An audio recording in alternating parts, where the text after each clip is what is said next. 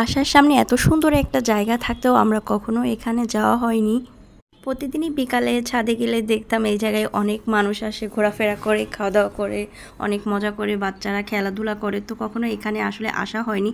তো আজকে এই রেল লাইনের এখানে চলে এসেছি আর আমি মনের সুখে এই রেল লাইনের উপর দিয়ে হাঁটছিলাম। তবে এই রেল লাইনের উপরে যেহেতু কাজ চলছে, তো এখন এদিক দিয়ে আর ট্রেন চলে না, যার কারণের জন্য ভয়ও লাগছিল না।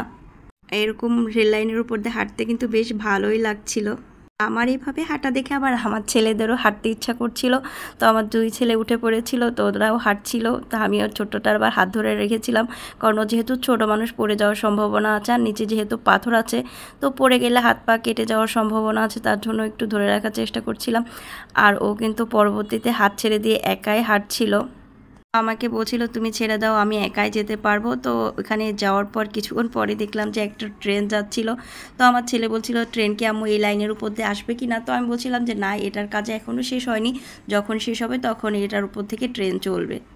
কিছুক্ষণ দৌড়াদৌড়ি খেলাধুলা করার পর তারপরে দেখলাম যে এখানে ঝালমুড়ি মামা হচ্ছে ঝালমুড়ি বিক্রি করছিল, আর আশপাশের মানুষ এখান থেকে ঝালমুড়ি খাচ্ছিল। তো এখান থেকে আমরাও ঝালমুড়ি কিনে নিয়েছিলাম, আর যেহেতু খেতে যাচ্ছিল।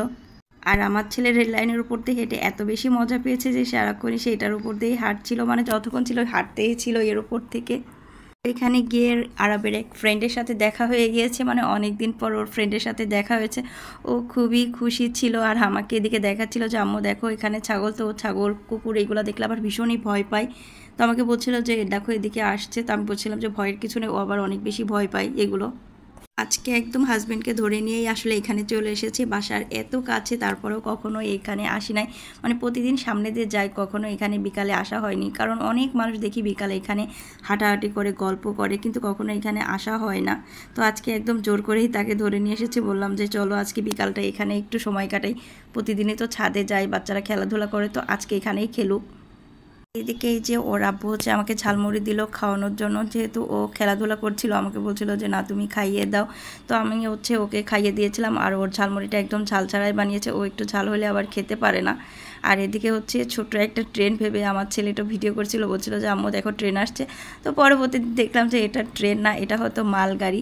তো এদিকে আমার হাজব্যান্ড অনেক মশলা দিয়ে হচ্ছে ঝালমুড়িটা বানিয়ে নিয়ে এসেছিলো, মানে যে মামার কাছ থেকে যে ঝালমুড়িটা বানিয়েছিল তার মশলা প্রায় শেষ হয়ে গিয়েছিলো, যতটুকু ছিল সবটুকু দিয়ে আমাদের হচ্ছে বানিয়ে দিয়েছে, যার কারণের জন্য ঝালমুড়িটা অনেক বেশি মজা লাগছিল।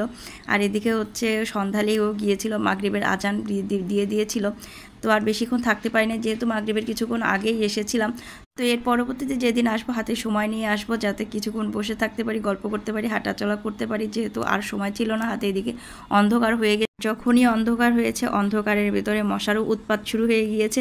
মানে মাথার উপর একদম মশাগুলো ভন ভন ভন ভন করছিল, আর এত কামড় দিচ্ছিল যে ওইখানে আর বেশিক্ষণ থাকতেই পারলাম না। তো তারপরে হচ্ছে আমরা বাসায় চলে এসেছি। বাসায় আসার পরে ইহানকে পড়তে বসিয়েছিলাম, কারণ ওর যেহেতু এক্সাম ছিল পরের দিন, তো ওকে পড়তে বসিয়ে দিয়েছিলাম। আর এদিকে হচ্ছে ভাবি জিলাপি নিয়ে এসেছিল, কারণ হচ্ছে তার ছেলে হচ্ছে এসএসসি পরীক্ষায় A+ পেয়েছে, আর ওখানে গ্রামের বাড়িতে মিলাদ দিয়েছিল। তো তার কারণের জন্য আমাদের হচ্ছে জিলাপি দিয়ে গিয়েছে খাওয়ানোর জন্য। তো যারা এসএসসি পরীক্ষায় উত্তীর্ণ হয়েছে তাদের জন্য অনেক শুভকামনা রইল। আজকে এই পর্যন্ত, সবাই ভালো থাকবেন। কেমন লেগেছে ভিডিওটা জানাবেন।